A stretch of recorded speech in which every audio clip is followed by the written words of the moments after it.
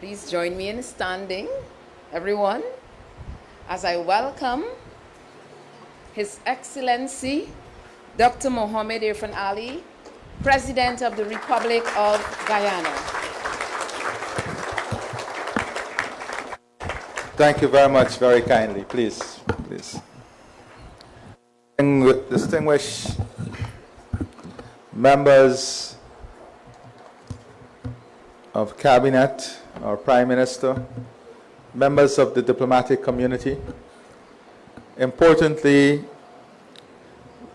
members of the media, although I don't know how we define the media today, I would be officially presenting to my colleagues in CARICOM at the next meeting a paper that I want to develop on the evolving definition of the media.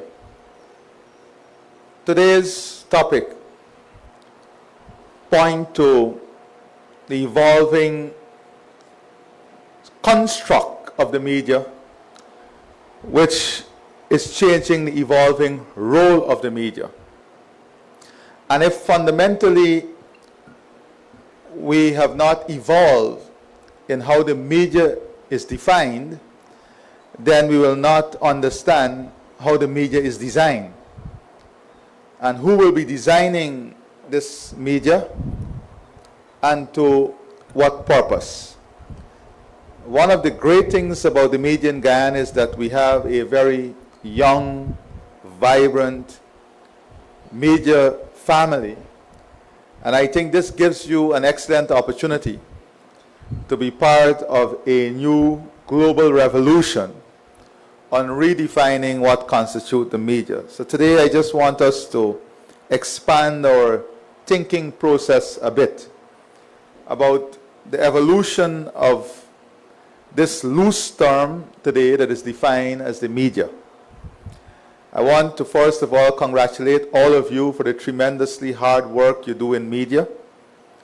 However it's defined, we will decide at the end of today whether we want to be part of this conversation on the definition. But I want to thank all of you for the work that you do. I want to thank all the journalists globally who are working tirelessly to bring the expressions of people, and I'm going to carefully choose my phrase, bringing the expressions of people alive. What constitutes expression and what drives that expression is also a debate. Because you can have journalists who expressly and clearly would portray a regime that another journalist would say is a dictatorship, is a democracy. So it's what expression, who is bringing life to that expression, and what constitute the fundamental pillars of that expression. These are all important things that this changing world, and we must acknowledge that the world is in a reset mode. If we cannot acknowledge together today that the global community is in reset mode, then we are going to make a fundamental mistake. The world is at reset now. And everything that we do must be captured in this reset mode. And if we don't understand this reset mode and philosophy, then we will be left far behind. So, who constitute the media? Historically, we had a clear definition. But if media is what gives news and information, then reach, responsibility, reliability, and relevance are important. So who is more relevant? Someone who can meet 300 million people in a second, or someone that will meet 3,000 persons in a day? Very important question. Because the one who might be reaching 300 million might have reach, but are they responsible and reliable?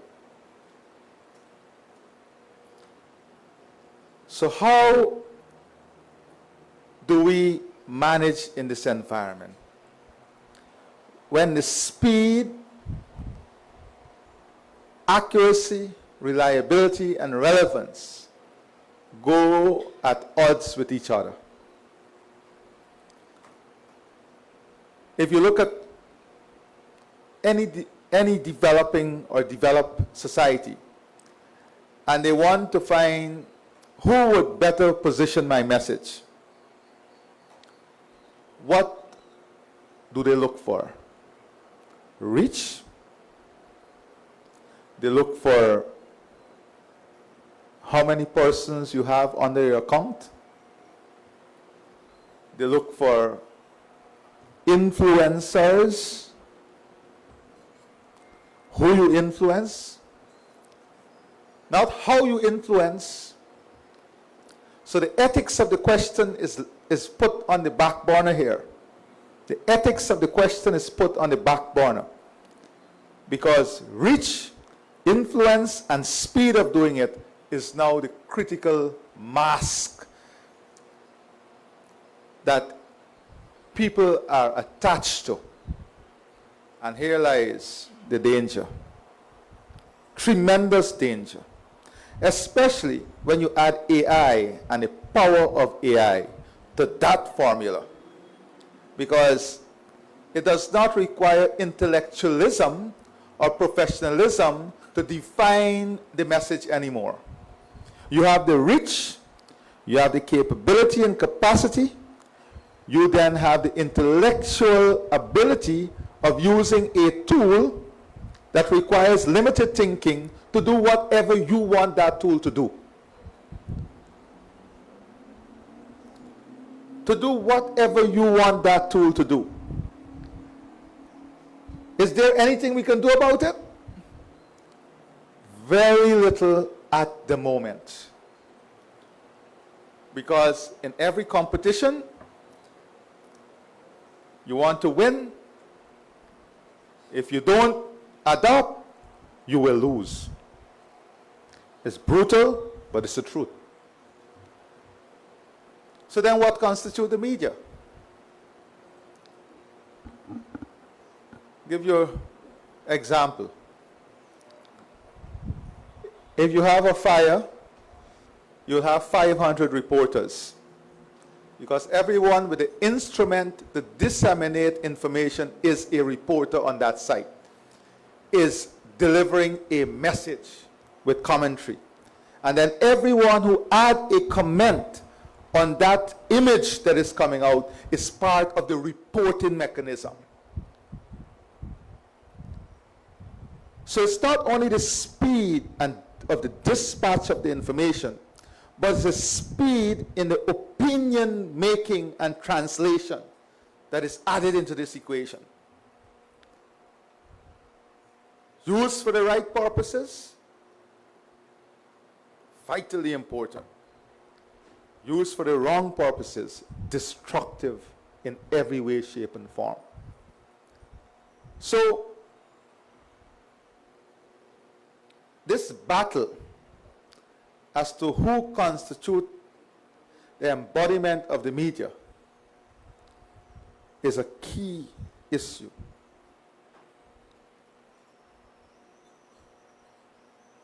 And many times people point to politicians and say, oh, you guys are utilizing this tactic or that tactic. And this is globally. None can escape this question.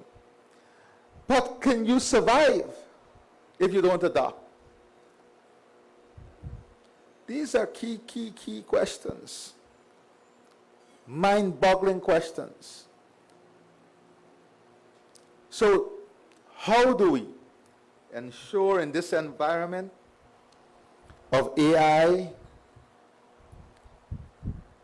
that we pursue a path, and for CARICOM, I'm positioning this morning that we pursue a common path, because we don't have the capacity individually to do this.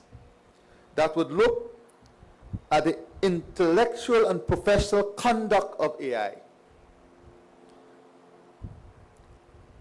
That would look at the challenges, threats, and opportunities of AI.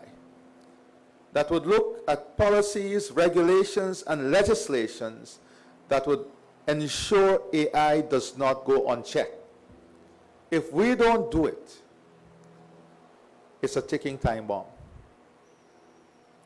If we don't ensure that AI is utilized, especially when it comes to the press and information dissemination, because information is so powerful that it can destabilize instantaneously with little time to respond. It can destabilize instantaneously with very little time to respond. And then also, as media personnel, you also have to be aware of the changing environment. We have different type of leaders emerging globally with different style, different preference, and different priorities. The way leaders choose to disseminate information is completely different from traditional ways. Many leaders today would engage the media in public, would engage the media in an environment where there are other contributors to the discussion. Because leaders realize that there is power behind every instrument. And if you want your message not to be distorted, you have to maximize the potential of the power behind every instrument, so that your message is not distorted. So media personnel will be operating in different environments as the future evolves. In my humble opinion, the historic and traditional press conferences and press media room is changing rapidly, because everyone understands the changing nature of information dissemination, of information access, of information availability. So, some other questions that we must consider. What is the truth, and who communicates the truth? What are facts? Does facts even have a role to play anymore in this race for information? Does science even have a role anymore? We have to answer these questions, because if the media itself, or if I'm not going to use the word media again, if information disseminators themselves are not relying on facts and science and those things, they're more interested in that reach and impact and getting there first, then certain things will be sacrificed. And what we are seeing globally is the most important aspects of fair and ethical reporting is sacrificed. Not only here, all over the world. This is the truth. So, what constitutes our duty? Information versus facts versus news. Big difference. Historically, news was based on information and facts. Today, there is a clear difference. There is a clear difference in what is news. All of you, when you went to university or even any media training, the first thing they tell you, what is a headline? Dog bite man or man bite dog?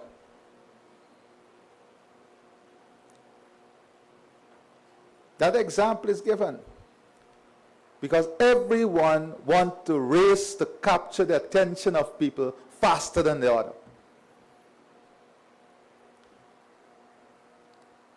AI and digitization, we as a country must have, within the next 12 months, a clearly defined framework for AI and digitization in every sphere of national life, every sphere of public life, because it is going to drive national and public life in ways that we have seen never before. The other questions are we after facts-driven news, opinion-driven news, or preference-driven news? Three important things in the world today. Facts-driven news, preference-driven news, or personal opinion-driven news. And it comes to personal opinion because the bulk of information disseminators are individuals. And most times, the better they are and the wider they reach, the higher is their pay. Uncomfortable truth, eh? Now, for the public sector, and I dare say the private sector, we must now agree that we have to have a strategy, and that is why I said in the police force, there will be reform. In every sphere, not only police, fire, everybody. Because in your communication strategy, you have to have an information strategy, a news strategy, and a communication strategy. The communication strategy must have crisis communication and crisis management as part of it. These are some thoughts I wanted to share to stimulate our thinking on this very important day when you exercise your minds on the profession that you serve and love so dearly. So my dear friends, World Press Freedom is a day that holds profound significance, not only for our nation, but for democracies around the world. This day serves as a reminder of the crucial role that free, independent, and pluralistic media plays in ensuring transparency, accountability, and upholding human rights. As we gathered here this morning, I ask that we reflect on the vital importance of freedom of expression and the fundamental rights that underpin our democracy. In Guyana, freedom of expression, including the freedom of the press, is enshrined in our Constitution. It is a cornerstone of our democracy, society, and a fundamental human right that allows our citizens to speak freely, to access information, and to engage in public discourse without fear or reprisal. But I want us to pause here. This was enshrined in our Constitution at a time when digitization and AI was not there. That is why in the reform process, we will have to pay attention to these new areas, ensuring, because remember, when you look at the UK law, I was looking at a program just a few days ago. There is a higher degree of burden, might not be the best word at this time, that is placed on digital and AI news, because that news reach faster, further, and quicker. So that there is greater responsibility on those that are disseminating that news, because of the instantaneous nature of it and the speed and the reach. The burden of responsibility is different, and those are the things we have to look at. The best practices, wherever they exist, to be part of the reform. I stand before you today to affirm my government's unwavering commitment to this noble principle of press freedom. Over the past 4 years, our administration has consistently upheld this right. You've ensured that the media operates without censorship and within an environment that respects diversity of thought and opinion. This commitment is evident in our efforts to create a larger democratic space where journalists can investigate, report, and critique government actions without fear or favor. While there may be instances of news reporting that appears slanted or contains misrepresentations, we remain steadfast in our belief that a diverse media is essential, even when it challenges our narratives. Indeed, the presence of multiple voices speaks to the vitality of our democracy, a signal that press freedom is alive and well in Guyana. However, we must acknowledge that as with any freedom comes the duty of responsibility. This responsibility is twofold. It lies both with the media as purveyors of information and with the consumers of that information.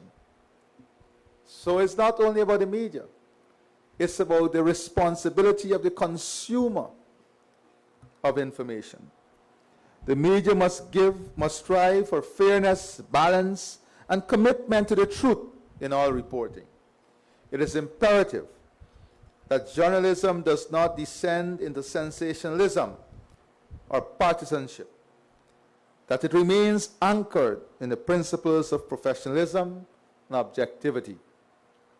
It is also important to remember that despite our commitment to press freedom, there are forces at work that wish to exploit this freedom for narrow, selfish, and often malicious ends. The press must be vigilant against becoming a tool for the perversion or distortion of news. As custodians of public discourse, we must recognize our duty to contribute positively to the social fabric of our nation, to promote understanding, inclusivity, and respect, and to avoid propelling division, incitement, and hate. Very important as part of your ethical responsibility. The vibrancy of our media associations and leadership must also have a vibrant, democratic, and open process, where all media workers feel a part of the collective whole. You must also now contemplate whether the narrow original confines of who are members must now be redefined to include the broader disseminators of information so that they can also be part of a responsible system, that they can also be checked in what they do within your own association. Not doing this is not also adapting to the changing realities of our country and the world. To our local media, I extend my heartfelt best wishes on this important day. You play a crucial role in shaping public opinion, guiding conversations, and holding power accountable. This is an important year. I expect you to report fairly, honestly, openly on our elections.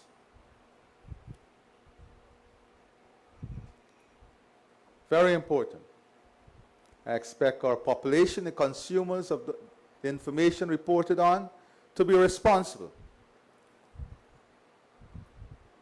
The responsibility you bear is immense, and it is vital that you take it seriously.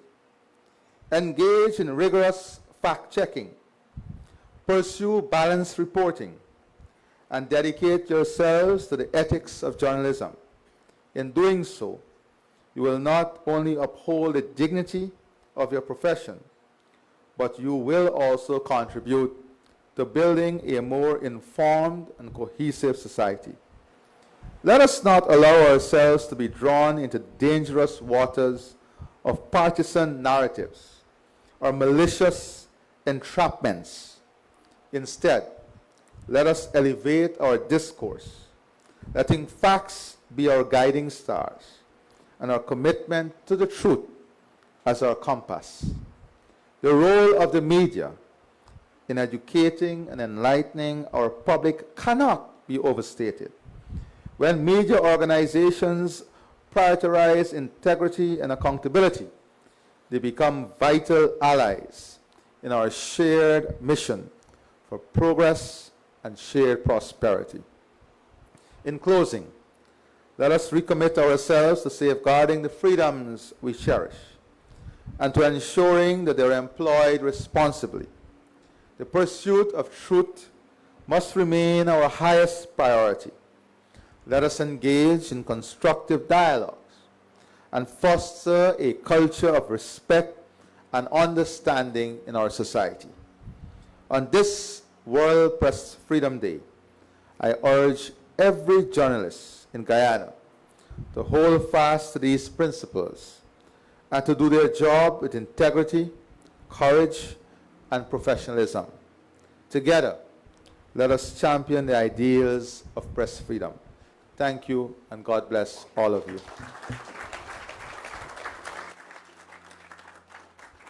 Thank you very much. Good morning, all, ladies and gentlemen. His Excellency President Dr. Mohammed Irfan Ali, Prime Minister Mark Phillips, colleague ministers, members of the diplomatic corps, our media operatives, journalists, and other media workers, distinguished ladies and gentlemen, guests, good morning again. Let me begin by expressing sincere appreciation to His Excellency President Dr. Mohammed Irfan Ali for graciously hosting us here this morning and for his unwavering leadership in strengthening our democratic institutions and ensuring that press freedom remains not just a constitutional right, but also a livable reality as we experience it here in Guyana. Today we join with the rest of the world in this solemn recognition of World Press Freedom Day 2025. It is a moment of both celebration and serious reflections. The global theme this year, reporting in the brave new world, the impact of artificial intelligence on press freedom and the media, reminds us that the very foundations of journalism are evolving and not without risk. Artificial intelligence offers journalists powerful tools for research, storytelling, and audience reach. But it also enables disinformation to spread with terrifying ease. Fake news and the AI-generated deception now flood the same spaces where once only verified news had a voice. Here in Guyana, we are not immune. We have seen a rise in misinformation, sometimes born out of error, but increasingly born of intent. Sadly, there are corners that some in the local fraternity have moved away from the high calling of their profession, engaging in narratives that are not only unethical but deliberately divisive. It is in this context that we must urgently realign the foundational values of the Fourth Estate. I take this opportunity to recognize UNESCO, the UN's leading voice on the protection of press freedom, for its enduring global leadership in defending journalists and preserving the principles of free, independent, and pluralistic media. UNESCO's tireless efforts have kept the conversation and press freedom alive across regions and regimes, and we thank them for continuing to be a shield for those whose pens are used as genuine tools of promoting truth and amplifying voices fairly without fear or favor. Here in Guyana, under the leadership of the People's Progressive Party Civic and our President, Dr. Mohammed Irfan Ali, we remain firmly, absolutely firmly committed to the protection of press freedom, not in words, but by our deeds, our actions. We've demonstrated over and over. We have ensured that the conditions exist for media to operate freely, critically, and independently. Likewise, we also insist that with the freedom must come responsibility. Responsibility to the truth, to the ethics, and to the people of this nation. And now, more than ever, we must also demand responsibility in the use of artificial intelligence. Will we use this technology to enlighten or to deceive?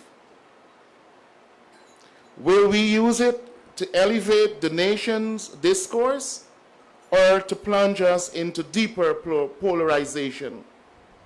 These are important questions, and our journalists also have a role to play in the design of our society in terms of how we evolve and the type of information shared and the manner in which we're able to lift ourselves to higher standards by disclosing and by discussing matters that will bring us to the higher levels of operation as a society.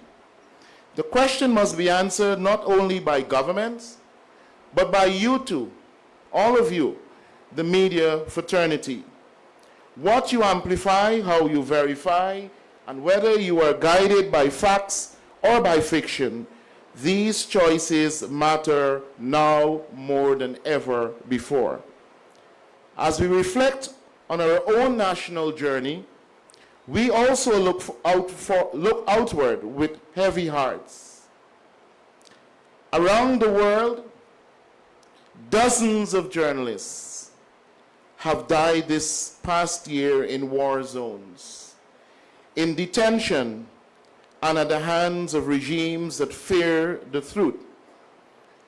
These men and women were not merely casualties of conflict, they were guardians of public trust. Today, we honor their memories and pledge to continue the work for which they give their lives through our governance continuum and Guyana's distinguished membership in the Media Freedom Coalition and other regional and international groupings. In Guyana, we have no such cases where our journalists are harmed based on what they report, and sometimes it's not always the reports that align itself with truth and the reality.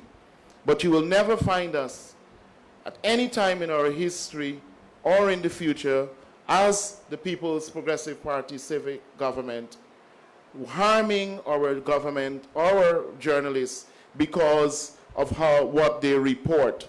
We embrace the freedom, we celebrate the freedom with our journalists, and we look forward always to working with them, but also for us to all maintain responsible behavior.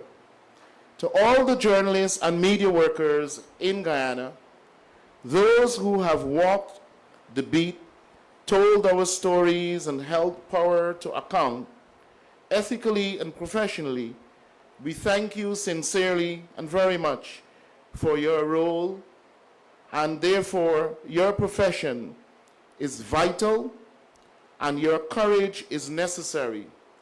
Your ethics are non-negotiable. On this World Press Freedom Day, let us recommit to a media landscape that is free, but also fair, open, but also honest. And let us do so not just as professionals, but as citizens as well, who believe in the power of truth to build a better nation. Let us move forward together with courage. With our conscience, we can all work together to build and to ensure that our country gets to the place that we all desire as Guyanese, working hand in hand. Thank you, and happy World Press Freedom Day to all our media workers here in Guyana and abroad. Thank you. President Dr. Mohammed Irfan Ali, esteemed members of the media fraternity, distinguished guests, good morning. I'm Abina Rockcliffe, as she said. Please allow me to adopt the protocol so eloquently established by our chairwoman. Today, as we gathered in celebration of World Press Freedom Day, yes, pick up this piece. We are reminded of the essential role that journalists play in safeguarding democracy, shaping public discourse, and holding power to account. Under the leadership of the Honorable Kwame McCoy, Minister within the Office of the Prime Minister, the Department of Information and Public Affairs has made it a tradition to pay a tribute to those media professionals who have dedicated their lives to this noble craft, many of whom have since retired, but whose legacy endures. Our Lifetime Achievement Award remains a hallmark of this commemoration. This year, we are proud to elevate the recognition further. It gives me great pleasure to announce the introduction of a new honor, the Excellence in Media Award. This category seeks to spotlight and celebrate the outstanding contributions of those who are presently serving in the profession, whose voices, images, and reporting continue to shape Guyana's information ecosystem with integrity, passion, and professionalism. Ladies and gentlemen, our first recipient of the Excellence in Media Award embodies the spirit of dedication, innovation, and quiet strength. She entered the media profession through an attachment program at the National Communications Network, embracing every opportunity with humility and drive.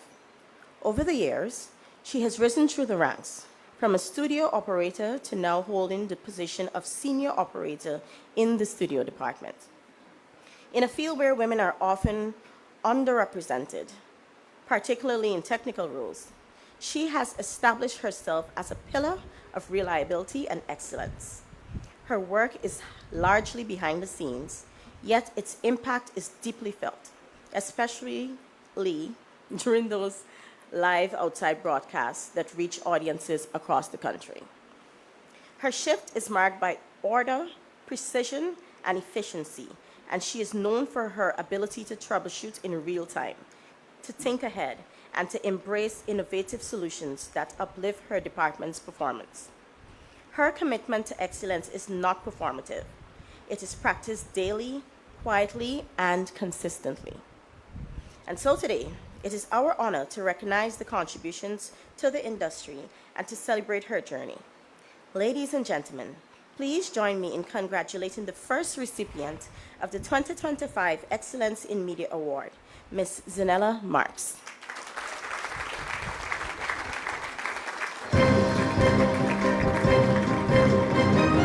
I am truly honored to receive the Excellence in Media Award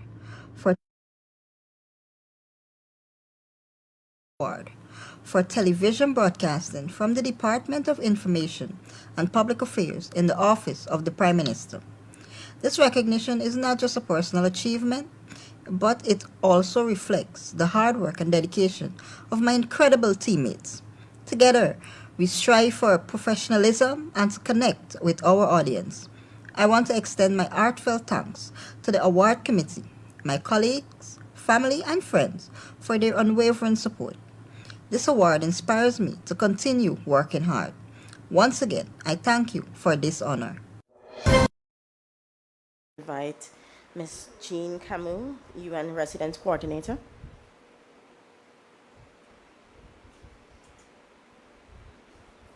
Assisting with the distribution of the award is Kurt Campbell, who also went to the Fashion Festival.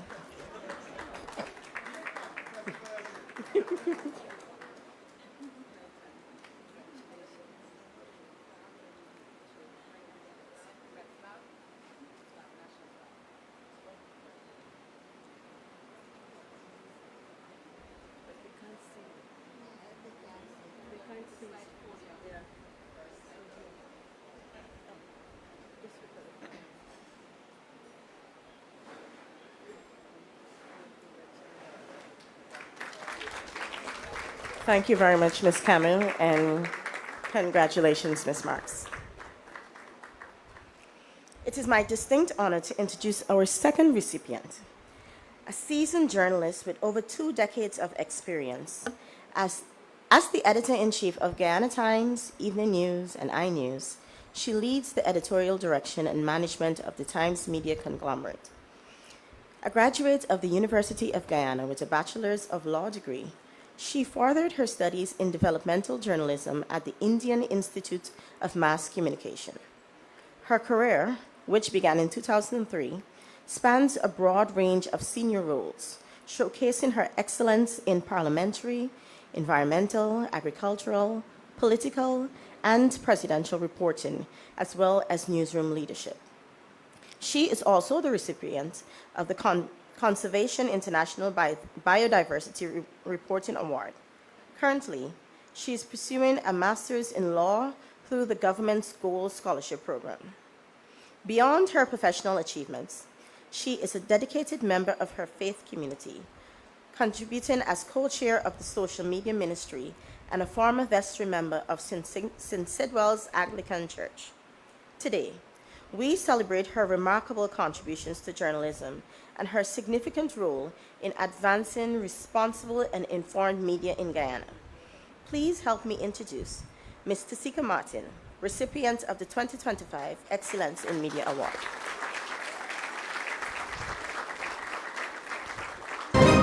I'm earnestly honored to accept this award from the Government of Guyana on this World Press Freedom Day 2025.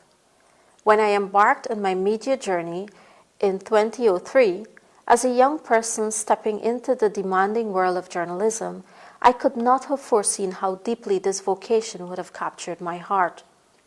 My initial entry through a work-study program around the year 2000 at the then Ghana Broadcasting Corporation, now NCN, was not driven by the lure of accolades and benefits or material rewards. Rather, it was a calling, a quiet pull towards truth and service.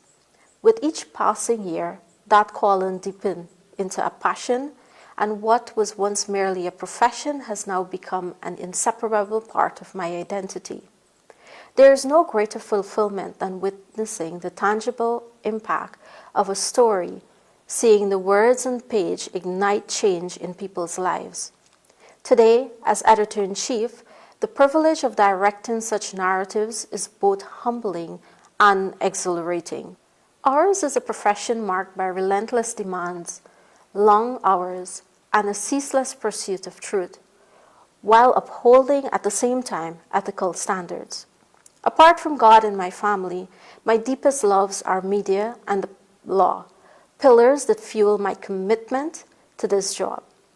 This year's theme, Reporting in the Brave New World, the Impact of Artificial Intelligence in Press Freedom and Media, calls us to join with AI, not as a shortcut, but as a tool to enhance our craft, always vigilant in preserving the core freedoms that define our work.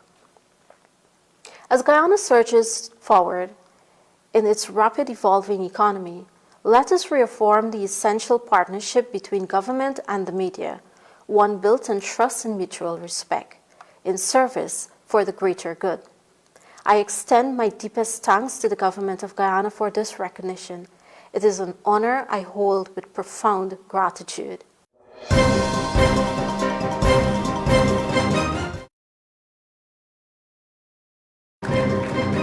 To hand over to Seeker's Award, I invite Minister McCoy. Oh, she also went to the Fashion Festival.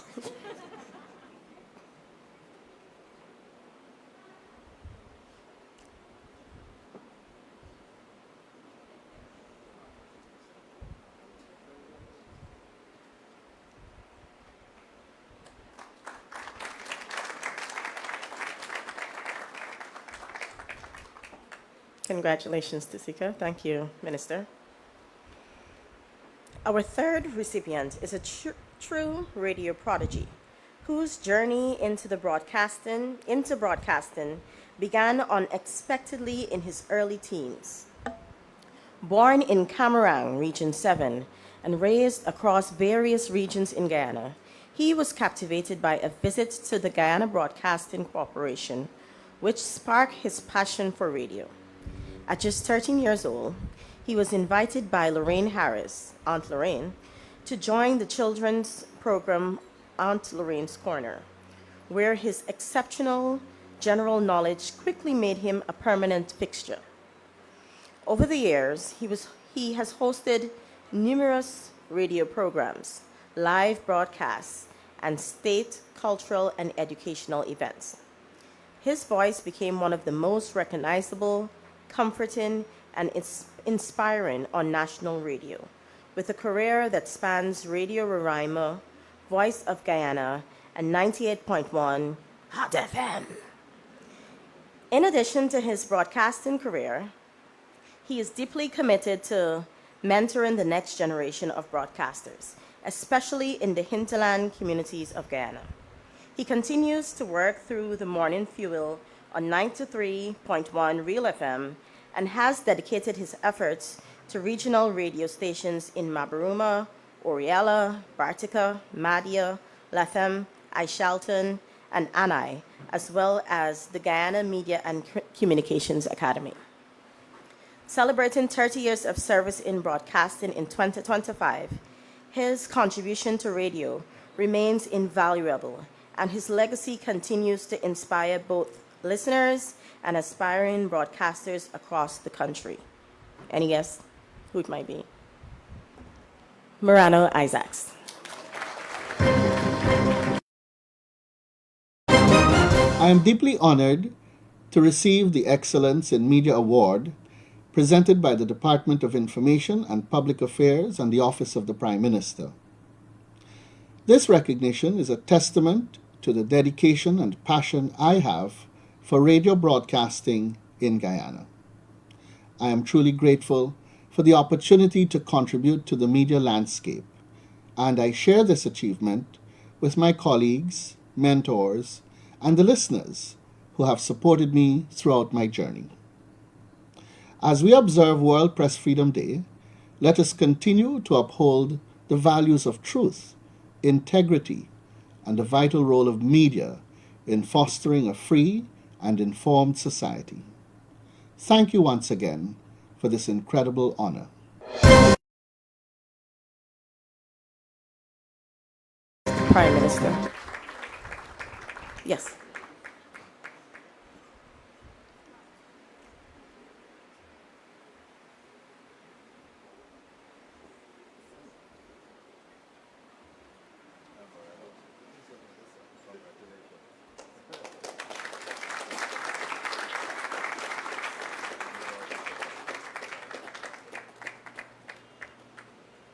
Congratulations, Morano. Thank you, Prime Minister.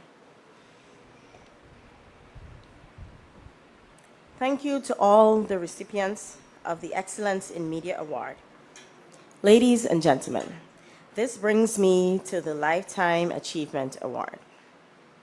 It is my distinct honor to present this award to a true pioneer in the field of broadcasting, whose remarkable career has spanned over 5 decades.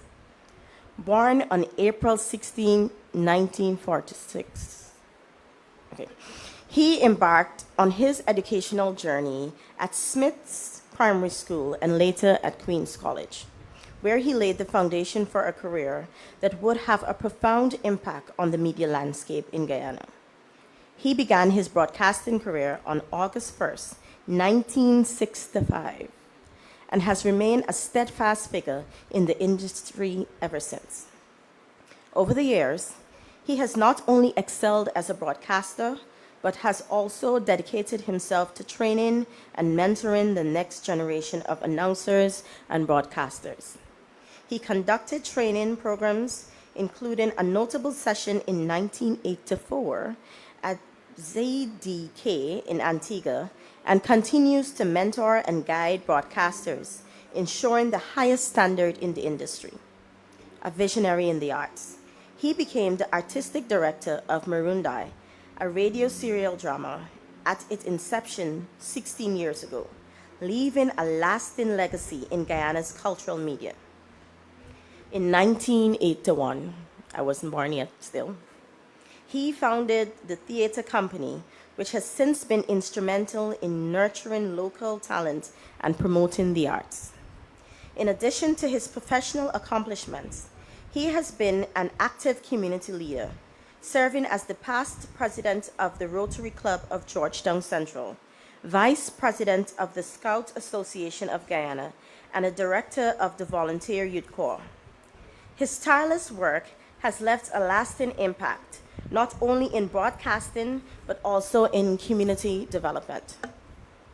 On a personal note, he is a proud father of 2, grandfather of 6, and great-grandfather of 7, showing that his legacy extends far beyond his professional achievements.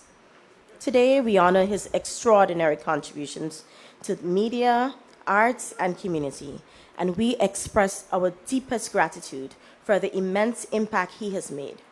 Ronald Ron Robinson, your dedication...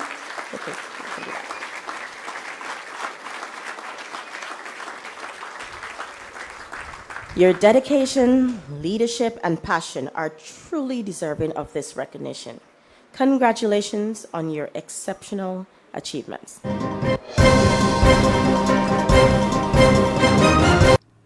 When your country or major organization such as bestows on you an honor as prestigious as a Lifetime Achievement Award, you're humbled. It is indeed with humility that I accept this award. It may be said that I have been in this field of broadcasting and the press for a long time, and I admit that 60 years may seem long to many. But I say it has been 6 decades of my life that have been filled with a career driven by a passion to be nothing but the best. A career filled with its ups and downs and many challenges, but one that I have thoroughly enjoyed and which has been a catalyst for many other aspects of my life, such as being responsible, disciplined, and creative. I hope that I have been the catalyst for others to set high goals which they continuously strive to achieve. Broadcasting has afforded me the opportunity to meet a wide cross-section of notable Guyanese, such as presidents, ministers of both government and religion, and world-renowned figures who visited and performed in Guyana, such as Stevie Wonder and Mahalia Jackson, and others such as Louis Farrakhan and Jim Jones himself, to name a few. Moments I can never forget. In accepting this award, I must acknowledge the assistance I received from great broadcasters such as Rafi Khan, Pat Cameron, Vincent Ali, Ray Robinson, and Hugh Chumley, all of whom were giants and guides to any young broadcaster who was willing to accept advice and criticism and thus gain invaluable experience from their knowledge and expertise. The 60 years have included interviewing, and there is one person I can never forget, and he was the chief grave digger at Le Repentir Cemetery, believe it or not, who was known as Bishop Brown, because, as he told me, he knew the prayers for all the religions and would recite them if the officiant did not turn up for the funeral. But what made him even more memorable is when he told me that he is not the chief grave digger, but the supervisor of burial engineers. So my broadcasting life has given me a variety of memories that are forever etched in my mind by a variety of persons. I'm thankful to Almighty God for the gift of my voice and talents, for the honor bestowed by my beloved country. I pray my Heavenly Father will bestow on Guyana His blessings as we move into a promising future for all Guyanese. This future is dependent to a great extent on the inputs and efforts of good media personnel. And we certainly have these, but they must be allowed to inquire and report without bias or affiliation. Once again, I humbly accept the award, and I am truly honored.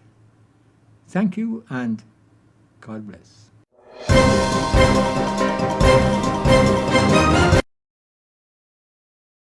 Excellency.